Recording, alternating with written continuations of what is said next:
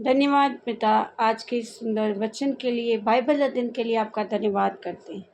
होने दे पिता, हर एक सुनने वाले को और अध्ययन करने वाले को बड़ी बरकत दे खुदावन। आशीष कर पिता, सारी आदर महिमा आपके नाम को देते हैं, यीशु नाम से मांगते हैं, आमीन।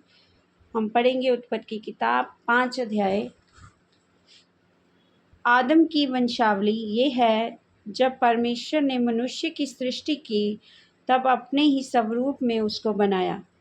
उसने नर और नारी करके मनुष्यों की सृष्टि की और उन्हें आशीष दी और उनकी सृष्टि के दिन उनका नाम आदम रखा। और जब आदम 130 वर्ष का हुआ तब उसके द्वारा उसकी समानता में उसी के स्वरूप के अनुसार एक पुत्र उत्पन्न हुआ। उसने उसका नाम शेत रखा। शेत के जन्म के पश्चात आदम 100 वर्ष जीवित रहा, 800 वर्ष जीवित रहा और उसके और भी बेटे बेटियां उत्पन्न हुई।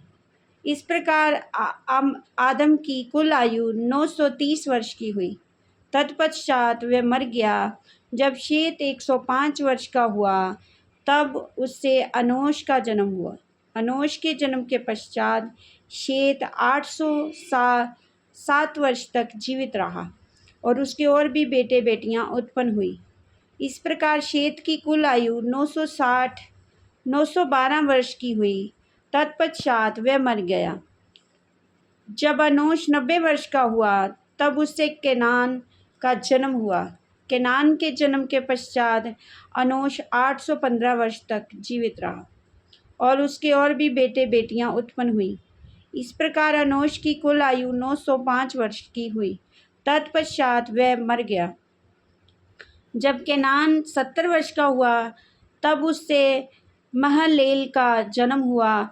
महललेल के जन्म के पश्चात केनान 840 वर्ष तक जीवित रहा। उसके और भी बेटे बेटियां उत्पन्न हुई।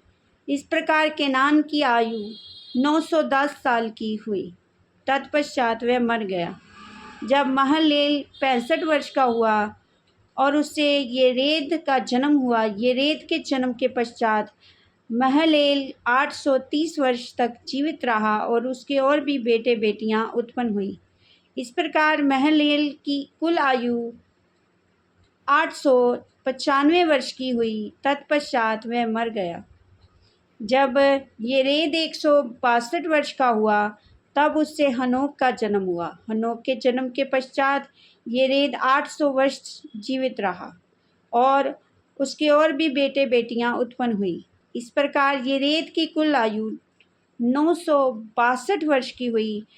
तत्पश्चात वह मर गया। जब हनोक 65 वर्ष का हुआ तब उससे पतुशेलह का जन्म हुआ। पतुशेलह के जन्म के पश्चात हनोक 300 वर्ष तक परमेश्वर के साथ चलता रहा और उसके और भी बेटे बेटियां उत्पन्न हुई।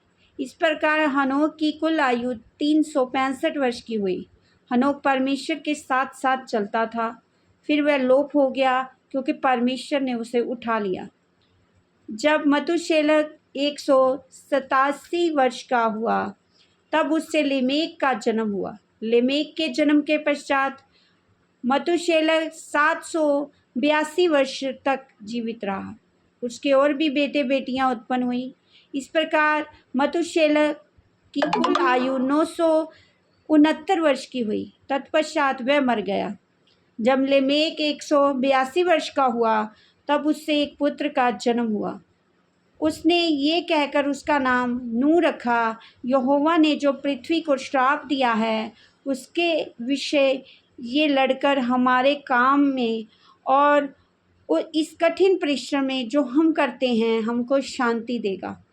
नूह के जन्म के पश्चात लेमेक 595 वर्ष जीवित रहा और उसके और भी बेटे बेटियां उत्पन्न हुई। इस प्रकार लेमेक की कुल आयु 777 वर्ष की हुई। तत्पश्चात वह मर गया और नूह 500 वर्ष का हुआ और नूह से शेम और हाम और यपेत का जन्म हुआ। आमीन। प्रभु आपको बहुत ब्लेस करेंगे। सबको जय मसीह।